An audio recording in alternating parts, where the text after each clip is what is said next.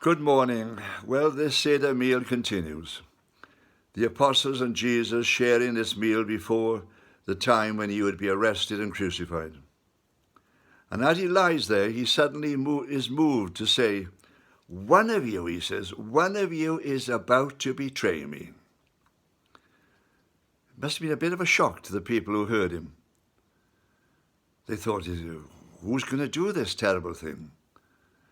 And Peter reaches over, and John is sitting next to Jesus, and he says, John, ask him who it is. And John says, Lord, who's going to do this thing to you?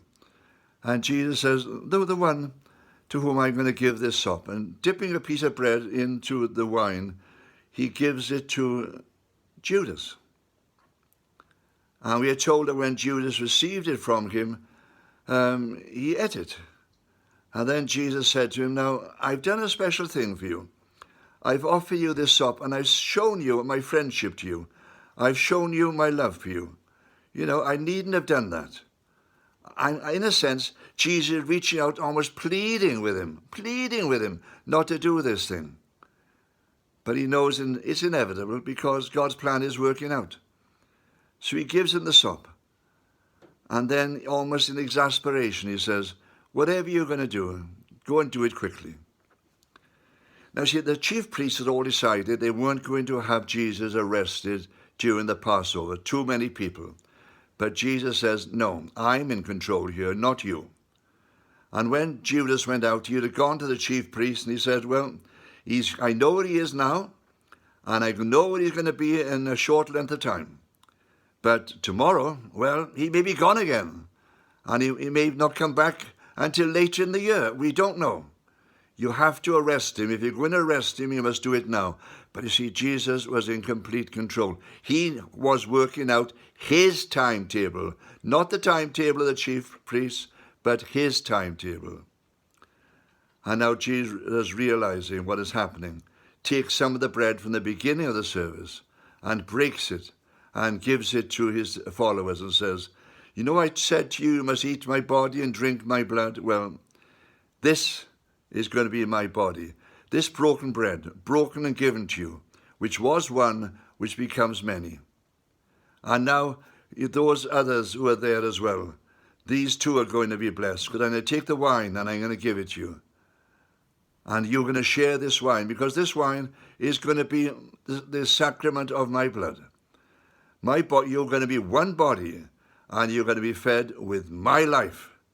Because here in this place, Jesus was now establishing a new sacramental act, a new covenant, that as people ate this bread and drank this wine, they will be brought together and united in this way.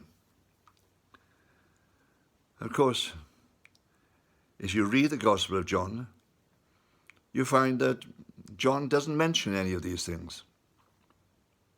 No. He just talks about Jesus praying this great prayer. See, the church already had the Eucharist. They already had the body and blood of Christ. They knew all about this.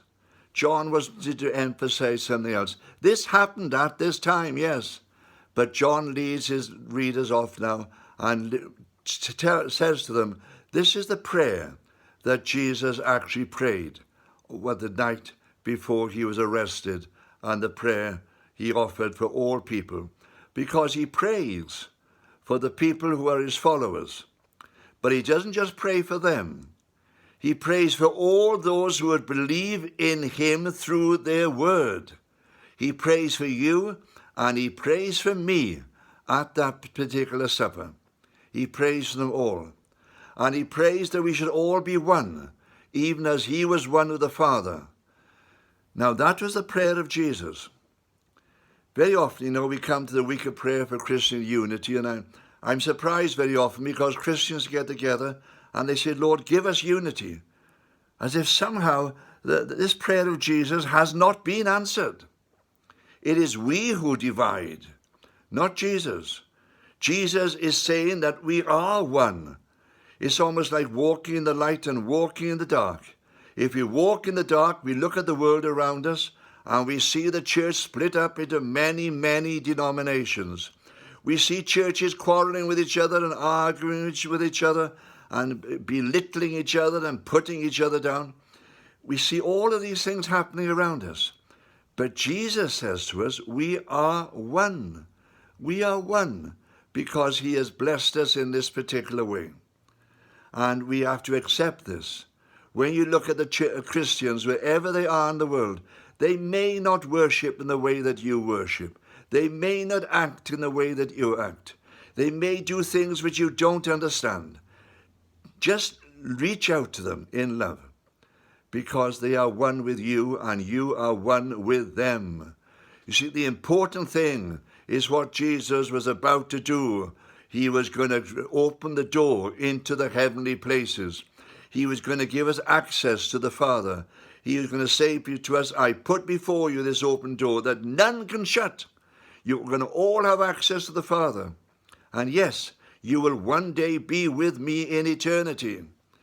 You know, Paul and the other apostles, when they went out, they were quite adamant that when they came to martyrdom, when they died, when they were crucified, when they were stoned, whatever it was, they were going to be with Jesus because he was one with them, and nothing could break that particular unity.